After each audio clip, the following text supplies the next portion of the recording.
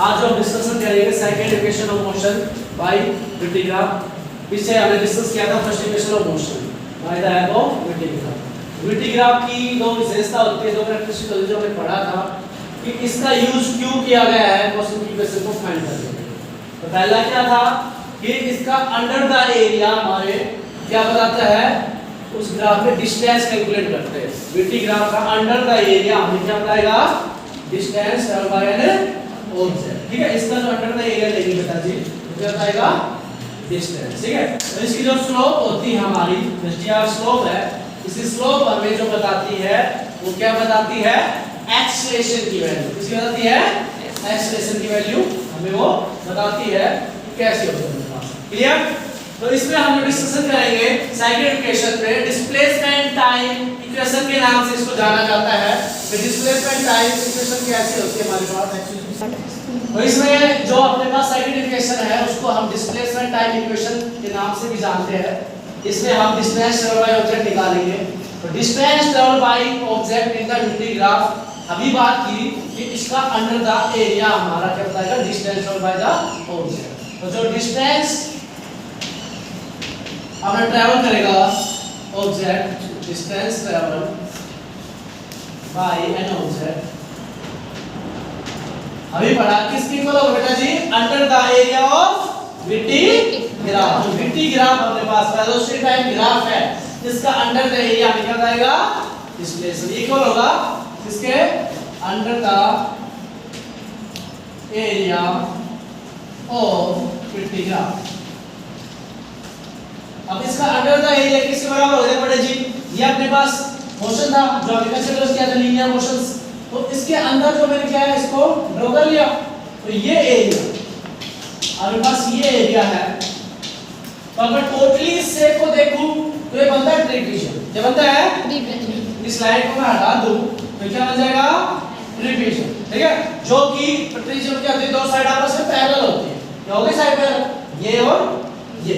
तो हम ट्रिपिजन का एरिया निकाल के भी इसका फाइंड आउट कर सकते हैं या इसको टू पार्ट में डिवाइड करके भी इसका एरिया फाइंड आउट कर सकते हैं। मैंने इसको पार्टिसिपेशन कर लिया। पार्टिसिपेशन करने के बाद क्या हुआ कि दो फॉर्म में डिवाइड होगा अपने एरिया। कितने फॉर्म में होगा जी, टू फॉर्म्स में डिवाइड हो गया। एक तो बन गया अपने पास ट्रायंगल, एक बन गया रेक्टेंगल। दो फॉर्म में हो गया, ये तो क्या बन गया, ट्रायंगल। तो ये जो बन गया वो क्या बन गया, हाँ। हमें रेक्टेंगल का और ट्रायंगल का तो एरिया पता होता है क्या होता है। ठीक है, तो जो डिस्टेंस ट्रैवल बाय होगा अपने पास इस केस में वो किसके बराबर होगा, है इक्वल टू बेटा area of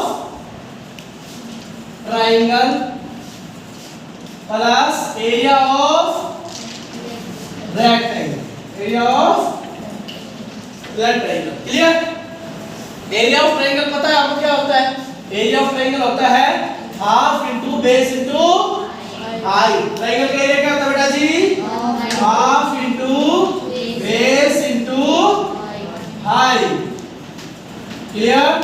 plus area of rectangle length into breadth, length into breadth. Clear? समझ में आ गया हम क्या क्या है। अब हमें पता है इस बेस फाइंड आउट करना है, आपको हाइट फाइंड आउट करनी, लेंथ फाइंड आउट करनी और ब्रेड्थ फाइंड आउट करनी। क्लियर? तो पहले हम करते हैं बेस। ट्रायंगल को जो हमारे पास ट्रायंगल टी आर क्यू। ठीक है, ये क्या हुआ हमारे पास ट्रायंगल है, इसका बेस कौन सा होगा बेटा जी, बेस क्या हो गया, ई क्या हो, परपेंडिकुलर और राइट एंगल बन गया अपने पास। Clear? We have write the area of half into base की क्या है, टी क्या हो मल्टीप्लाई हाइट का है क्या हुआ लिखते।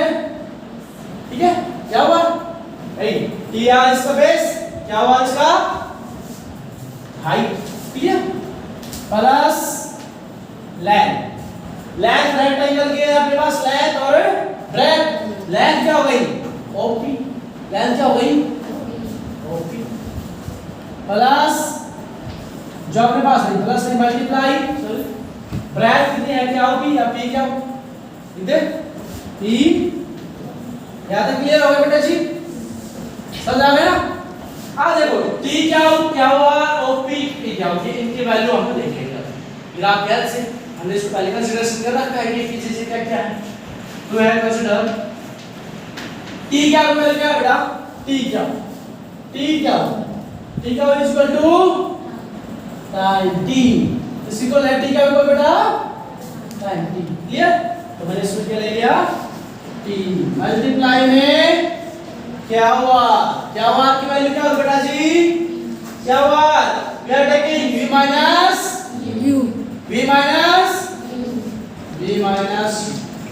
प्लस OP मतलब टाइम ठीक सर, मल्टीप्लाई में P क्या हो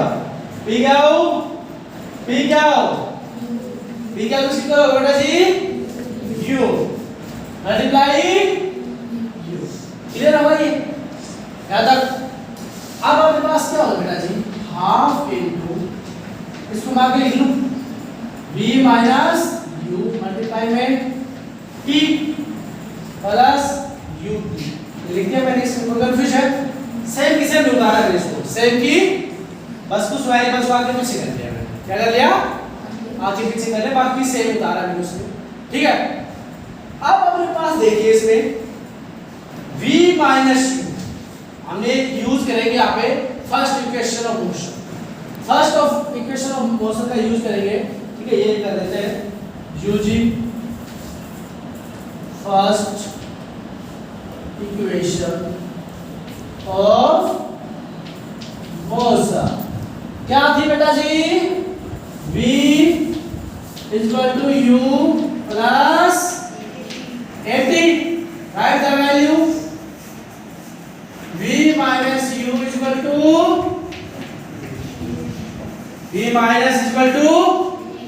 तो मैं यहाँ पे v minus u की जगह क्या लिख सकता हूँ, 80 लिख सकता हूँ, मैं लिख सकता हूँ ना, v minus u किसके बराबर है, तो इसको पुट कर देंगे वैल्यू, पुट कीजिए बेटा जी, क्या हो गई हाफ v minus u की वैल्यू क्या हो गई 80 मल्टीप्लाई t प्लस,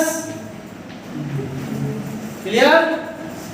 तो t और t मल्टीप्लिकेशन में इनकी जो पावर है 1 और 1 हो जाएंगे आपस में ऐड, बेस सेम होता तो पावर हो जाती है, कितना हो गया इसको लिखो 1/2 80 स्क्वायर प्लस ut हो गए। अब मैं इसको आगे लिख लूं, इसको पीछे लिख लूं, कोई दिक्कत नहीं है, इससे तो बात है। We write ut plus half at square and distance in term of s, you have proved that drive the equation of integral by the help of distance आपकी आ गई है ut plus half at square by second equation, ये motion की second equation of motion यही है अपने पास, ठीक है। मैं इसको फिर से बता देता हूँ जल्दी से, क्या मेरे पास क्या था, VT ग्राफ था, तो हमें पता है कंडीशन VT ग्राफ क्या गिवन है, कैरेक्टरिस्टिक है ये कि VT ग्राफ जो हमें क्या है अंडर द एरिया देता है का डिस्टेंस, क्या देता है, तो डिस्टेंस ट्रैवल बाय ऑब्जेक्ट किसको है under the area of VT graph. Clear, फिर क्या था कि एरिया निकालो सर, अब एरिया में दो तरीके से निकाल सकते हो, आपके पास चॉइस है, एरिया ऑफ ट्रिपीजियम निकाल लूं, मुझे सेम ट्रिपीजियम मिलती है, या मैं इनको दो पार्ट में डिवाइड कर लिया, उनका एरिया निकाल दूं, दोनों को ऐड कर दूं, अभी वही एरिया है। तो मैंने दो एरिया अलग ले लिए, ट्रायंगल और रेक्टेंगल, तो एरिया ले लिया, बस क्या है, ये जो मैथमेटिक्स के फॉर्मूले पढ़े हैं, एरिया ऑफ ट्रायंगल क्या होता है, half into base into height, rectangle गया तो length into breadth, put the value by the help of the graph and उसकी वैल्यू लिखी है सारी, पुट कर दी, we have done the second equation of, clear, यहाँ तक आ गया होगा, क्लियर।